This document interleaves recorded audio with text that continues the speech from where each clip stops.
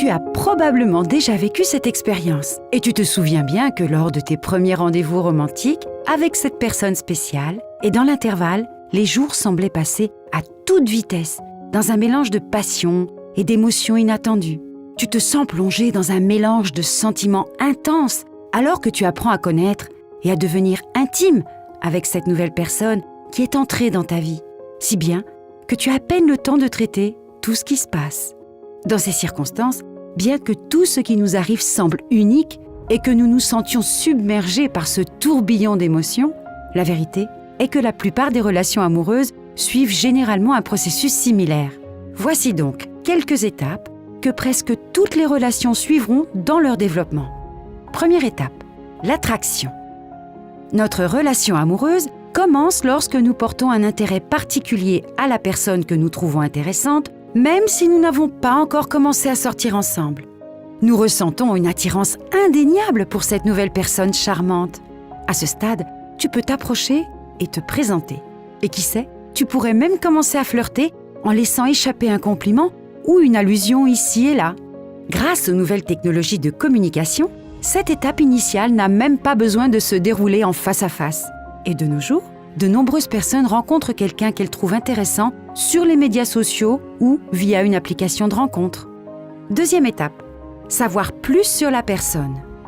Une fois que nous sommes attirés par quelqu'un, nous ressentons souvent le désir d'en savoir plus sur lui ou elle.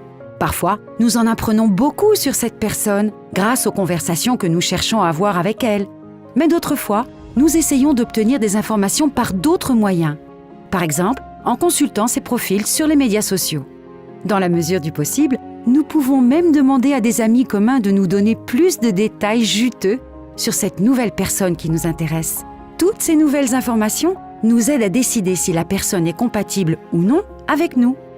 Troisième étape, instaurer la confiance. Dans un article publié par le département de psychologie expérimentale d'Oxford, le bien-être ou l'aisance avec l'autre personne et la confiance sont identifiés comme une étape essentielle de toute relation. C'est le moment où les deux partenaires commencent à baisser leur garde et à tâter le terrain pour voir si la relation peut être stable et durable à l'avenir. Au cours de cette étape, il est utile que le partenaire soit honnête, respectueux et indulgent à l'égard des petits détails qui ont pu causer un malaise. Il est également très intéressant de noter que les chercheurs d'Oxford concluent dans leur étude que le contact physique doux et respectueux est incroyablement efficace pour établir cette confiance mutuelle. Quatrième étape, avoir des rendez-vous réguliers. À ce stade, nous commençons à sortir ensemble ou à avoir des rendez-vous régulièrement. Au début, nous n'étions peut-être pas très sûrs de notre partenaire, mais aujourd'hui, nous nous sommes installés dans un rythme cohérent et nous apprécions constamment la compagnie de l'autre.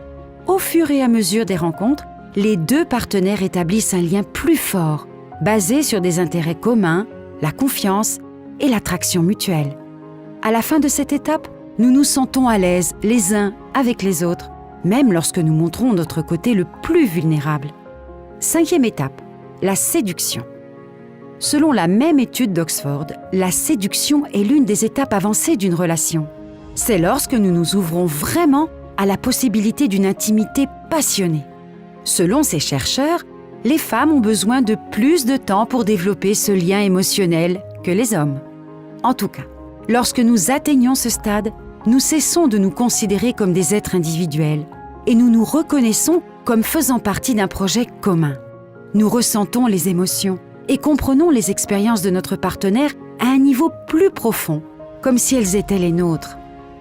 Sixième étape, la lune de miel. La plupart d'entre nous connaissent probablement cette phase idyllique de toute relation. Il se produit au cours des 6 premiers mois environ, lorsque tout semble nouveau dans la relation. Et il existe des études scientifiques qui expliquent comment cela se produit.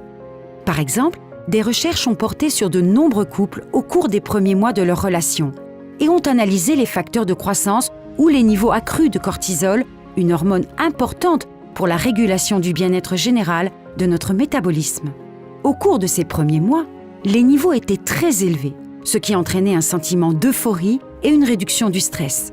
Cependant, lorsqu'ils ont testé ces mêmes niveaux 12 à 24 mois plus tard, le taux de cortisol était revenu à la normale. Cela suggère que les relations ne sont réellement mises à l'épreuve que lorsque cette phase de lune de miel est terminée, c'est-à-dire lorsque la forte marée de passion et d'amour physiologique s'est calmée. 7e étape, le doute. C'est le stade de la consolidation ou de la rupture des relations. Les doutes commencent généralement à s'installer au bout d'un certain temps, et avoir atteint ce stade est un véritable exploit.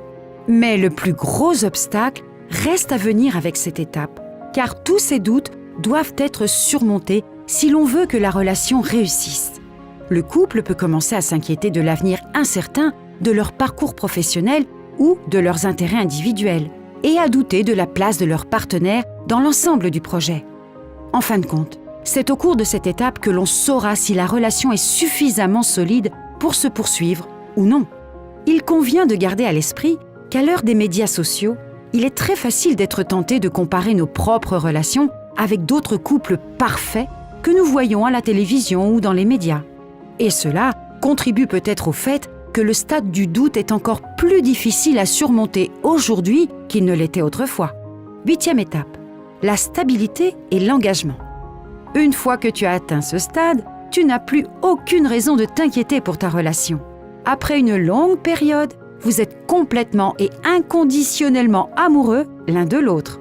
Vous vous connaissez mieux que quiconque sur Terre et vous êtes capable de prévoir les actions et les sentiments de l'autre, sachant bien quoi dire pour réconforter votre partenaire dans les moments difficiles. Plus important encore, vous continuez à travailler pour le bien de votre relation. Vous êtes heureux de l'orientation de votre vie commune et vous envisagez même de commencer à construire des projets pour un avenir ensemble. Qui sait, peut-être une famille? Reconnais-tu ces étapes dans ta relation amoureuse? Dans laquelle te trouves-tu ou laquelle as-tu atteinte? Raconte-nous-le dans les commentaires. Si tu as aimé cette vidéo, partage-la et laisse-nous un like. Abonne-toi si tu ne l'as pas déjà fait, afin que nous puissions t'informer des nouveaux contenus. Et comme toujours, merci de nous avoir regardés.